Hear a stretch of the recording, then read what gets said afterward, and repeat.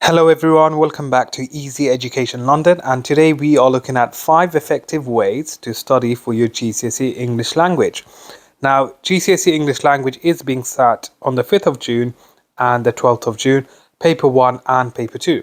So what I wanted to do is to go over some effective strategies or ways for you to prepare for these exams. Now, you know that GCSE English language alongside maths are the most important exams that you'll sit for your GCSEs, because in the event that someone fails, they will have to resit these exams. So it's very important and pivotal that you prepare to the best of your ability. So starting off with number one, it's quite self-explanatory, is to read widely. So reading widely, again, for English language is crucial if you want to score top marks. So reading a variety of texts such as novels, newspapers, articles, and poetry will expose you to different writing styles and improve your vocabulary. Pay attention to the author's techniques, use of language, and the overall structure of the text. So when you look at the text, you need to look at the techniques the writer uses, look at the use of language, and the overall structure. Okay, so if you look at the structure here, you need to look at how the text is organized. Very important. Number two is to practice past papers. Okay, so I'm sure you've heard your teacher say this a million times. Familiarize yourself with the exam format and types of questions by practicing past papers.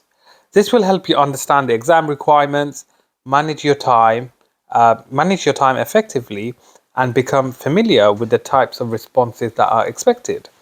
And number three is to develop your writing skills. Absolutely crucial. I always recommend you to develop your writing skills. Now, regularly practice your writing skills by completing timed essay. Very important. A lot of students write fantastic answers, impeccable answers in class, but under time conditions, for some peculiar reason, they begin to capitulate. Focus on structuring your writing using appropriate punctuation and grammar. So you need to be able to show a wide variety of punctuation and have the correct grammar. And expressing your ideas clearly. Seek feedback from your teacher or a knowledgeable peer to improve your writing. Very important. Feedback is essential. If you want to improve, you need feedback. Now, where can you get feedback from? Is of course from your teacher or your tutor. So you can get feedback on what needs to be done to improve your answer. Number four is to analyze language techniques. Very important. Analyze language techniques. So develop your ability to identify and analyze the language techniques used in a text.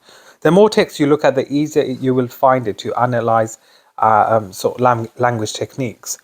Pay attention to literary devices such as similes, metaphors, alliteration, and personification. These are things you'll always find in the text. So it's important that you start formulating paragraphs based on these points. Understand how these techniques contribute to the overall meaning and impact of the text. Very important. The impact. So in other words, the effect of using language you need to explore. And last but not least, we've got seek feedback and revision. So here, regularly seek feedback from your teacher or tutor on your written work and areas for improvement. Review your mistakes and make note of common errors. And then develop a revision plan that covers all the key topics and allocate sufficient time to practice and revise each area. So these are essentially 5 effective ways for you to study for your GCSE English language. If you have any comments or any questions, please leave them in the comment section below. Do subscribe, like and share, because we are going to do a prediction video for the GCSE English language paper. Remember to create a study schedule that allows for regular practice and revision, as consistency is key to mastering any subject. Additionally, make use of study guides, textbooks, and online resources to supplement your learning. And finally, good luck with your studies.